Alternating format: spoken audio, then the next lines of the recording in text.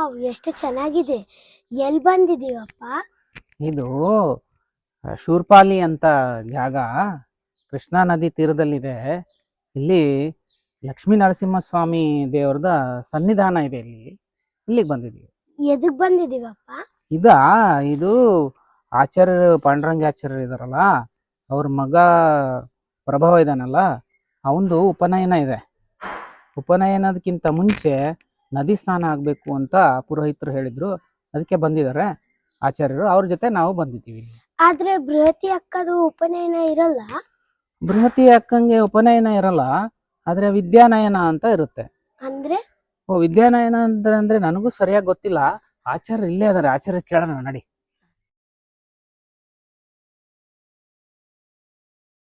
ಆಚಾರ್ಯ ನಮಸ್ಕಾರ.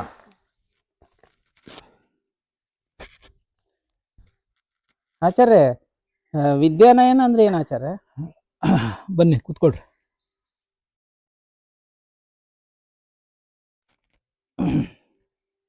ಶಾಸ್ತ್ರದ ಶ್ರವಣ ಮನನ ಹಾಗೆ ಧ್ಯಾನ, ಈ ಮೂರು ಪ್ರತಿಯೊಬ್ಬ ಸಾಧಕನಿಗೂ ಕೂಡ ಬಹಳ ಮಹತ್ವದ್ದು. ನಾರದ ಪುರಾಣ ಅದನ್ನು ಘೋಷಿಸ್ತದೆ. ಶ್ರವಣಂ ಮನನಂ ಚೈವ ಧ್ಯಾನಂ ಭಕ್ತಿಸ್ತಥೈವ ಚ ಸಾಧನಂ ಜ್ಞಾನ ಸಂಪತ್ತೋ ಪ್ರಧಾನಂ ನಾಣ್ಯದಿಶ್ಯತೆ ನಚೈತಾನಿ ವಿನಾ ಕಶ್ಚಿತ್ ಮುಕ್ತಿಮಾಪ ಕುತಶ್ಚನ ಅಂತ. ಶ್ರವಣ ಮನನ ಮತ್ತು ಭಕ್ತಿಪೂರ್ವಕವಾದ ಧ್ಯಾನ ಇವಿದ್ರೆ ಭಗವಂತನ ಸಾಕ್ಷಾತ್ಕಾರ ಪಡೀಲಿಕ್ಕೆ ಸಾಧ್ಯ. ಇದಿಲ್ಲದೆ ಹೋದರೆ ಯಾವ ಸಾಧಕನೂ ಕೂಡ, ಸ್ತ್ರೀ ಆಗಲಿ ಪುರುಷ ಆಗಲಿ, ಯಾವ ಜಾತಿ ಯಾವ ವರ್ಗದವನಾದರೂ ಕೂಡ ಭಗವಂತನ ಸಾಕ್ಷಾತ್ಕಾರವನ್ನು ಪಡೆಯುವುದು ಸಾಧ್ಯ ಇಲ್ಲ ಅಂತ ನಾರದ ಪುರಾಣ ಹೇಳ್ತದೆ.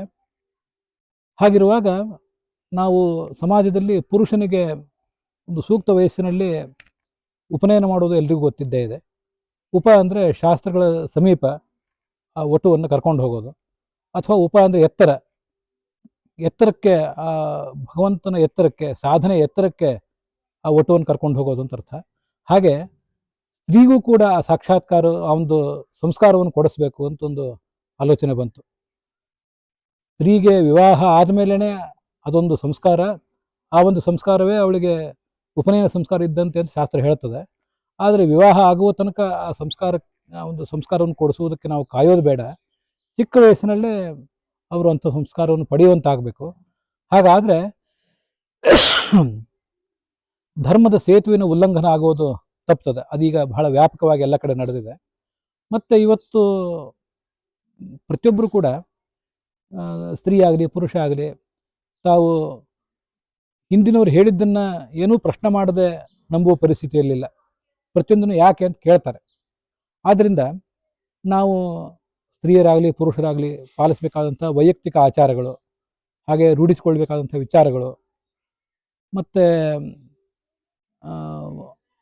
ಆ ಮೂಲಕ ಕುಟುಂಬಕ್ಕೆ ಉಪಯುಕ್ತವಾದ ಆಚಾರ ವಿಚಾರಗಳು, ಸಮಾಜಕ್ಕೆ ಉಪಯುಕ್ತವಾದ ಆಚಾರ ವಿಚಾರಗಳು, ಇವೆಲ್ಲವನ್ನೂ ಕೂಡ ಸ್ತ್ರೀಯರು ಪುರುಷರು ಒಟ್ಟಾಗೆ ಕಲ್ತ್ಕೋಬೇಕು. ಮತ್ತು ಭಗವಂತನ ಬಗ್ಗೆ ನಾವು ಒಂದು ಏನು ಸ್ನೇಹವನ್ನು ಬೆಳೆಸ್ಕೋತೀವಿ, ಅದು ಕೂಡ ಮಹಾತ್ಮ ಜ್ಞಾನಪೂರ್ವಕವಾಗಿರಬೇಕು. ಹಾಗಿದ್ದಾಗ ಮಾತ್ರ ಭಗವಂತನಲ್ಲಿ ದೃಢವಾದ ಭಕ್ತಿಯನ್ನು ನಾವು ಮಾಡೋದು ಸಾಧ್ಯ. ಭಗವಂತನಲ್ಲಿ ದೃಢವಾದ ಭಕ್ತಿಯನ್ನು ಜ್ಞಾನಪೂರ್ವಕವಾಗಿ ಮಾತ್ರ ಮಾಡ್ಲಿಕ್ಕೆ ಸಾಧ್ಯ ಪುರುಷನಿಗೆ ಅಂತಂದಮೇಲೆ, ಸ್ತ್ರೀಗೂ ಕೂಡ ಹಾಗೆ ಜ್ಞಾನ ಇದ್ರೇ ಸರಿಯಾದ ಭಕ್ತಿಯನ್ನು ಮಾಡ್ಲಿಕ್ಕೆ ಸಾಧ್ಯ. ಅದಕ್ಕಾಗಿ ಅವಳಿಗೂ ಕೂಡ ಅವರವರ ಹಿನ್ನೆಲೆ, ಅವರವರ ಮನೆತನ ಇತ್ಯಾದಿಗಳಿಗೆ ಉಚಿತ ಆಗುವಂಥ ಒಂದು ಸಂಸ್ಕಾರವನ್ನು, ಒಂದು ಶಿಕ್ಷಣವನ್ನು ಕೊಡಿಸ್ಬೇಕು. ಇವತ್ತು ಅನೇಕ ಮುಂಚೂಣಿಯಲ್ಲಿರುವಂಥ ಮಠಗಳು, ಸಂಸ್ಥೆಗಳು ಅದನ್ನೆಲ್ಲ ಮಾಡ್ತಾನೇ ಇವೆ. ಒಂದು ಶುಭ ಮುಹೂರ್ತದಲ್ಲಿ ದೇವತಾ ಸನ್ನಿಧಾನದಲ್ಲಿ ಅದನ್ನು ಮಾಡಬೇಕು. ಹಾಗೆ ಮಾಡಿದ್ದಾದರೆ ಸ್ತ್ರೀಯರಿಗೂ ಮತ್ತು ಪುರುಷರಿಗೂ ಚಿಕ್ಕ ವಯಸ್ಸಿನಲ್ಲೇ ಆ ಒಂದು ಧಾರ್ಮಿಕ ಸಂಸ್ಕಾರ ಸಿಕ್ಕರೆ, ದೇಹದ ಕಣಕಣದಲ್ಲಿ, ಮನಸ್ಸಿನ ಆಳದಲ್ಲಿ ಎಲ್ಲ ಕಡೆಯೂ ಕೂಡ ಸಂಸ್ಕಾರ ಇದ್ದರೆ, ಆಚಾರ ವಿಚಾರಗಳು ಬೇರು ಬಿಟ್ಟರೆ, ಆ ಮೂಲಕ ಉತ್ತಮವಾದಂಥ ಪರಂಪರೆಯನ್ನು ನಾವು ಮುಂದುವರಿಸ್ಕೊಂಡು ಹೋಗ್ಲಿಕ್ಕೆ ಸಾಧ್ಯ. ಅದಕ್ಕಾಗಿ ಈ ಒಂದು ಆಲೋಚನೆ ಮಾಡಿದ್ದೇವೆ.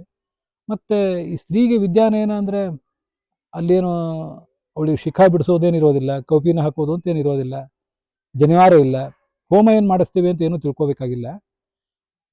ಒಬ್ಬಳು ಹುಡುಗಿ ಮಹಾಭಾರತ ಭಾಗವತ ಮೊದಲಾದ ಗ್ರಂಥಗಳಿಂದ ಏನು ಶ್ಲೋಕಗಳನ್ನು ಹೇಳಬಹುದು, ಅಥವಾ ಹರಿಕಥಾಮೃತಸಾರ ಮೊದಲಾದ ದಾಸ ಸಾಹಿತ್ಯದಿಂದ ಅವಳು ಯಾವ ಭಾಗಗಳನ್ನು ಅಧ್ಯಯನ ಮಾಡಬಹುದು, ಅದನ್ನೆಲ್ಲ ಗಮನಿಸಿ ಅದನ್ನೇ ಒಬ್ಬ ಗುರುವಿನ ಮೂಲಕ ಒಂದು ಶುಭ ಮುಹೂರ್ತದಲ್ಲಿ ಹೇಳಿಸುವುದು.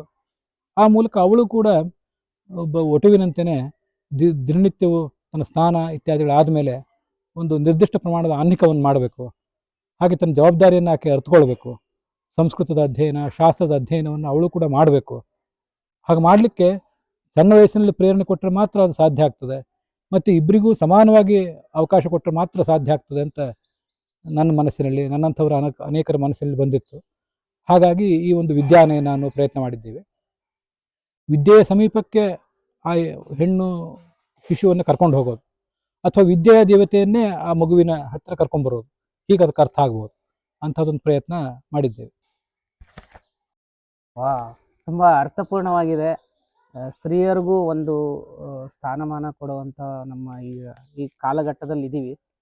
ಹಾಗಾಗಿ ಇದು ತುಂಬ ಚೆನ್ನಾಗಿದೆ, ಚೆನ್ನಾಗಿ ಅನಿಸ್ತು. ಅದರ ಅರ್ಥ ತಿಳಿದು ಇನ್ನೂ ಖುಷಿ ಆಯಿತು ಆಚಾರ್ಯ. ನಮಸ್ಕಾರ.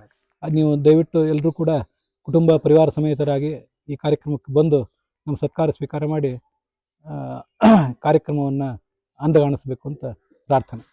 ನಮಸ್ಕಾರ.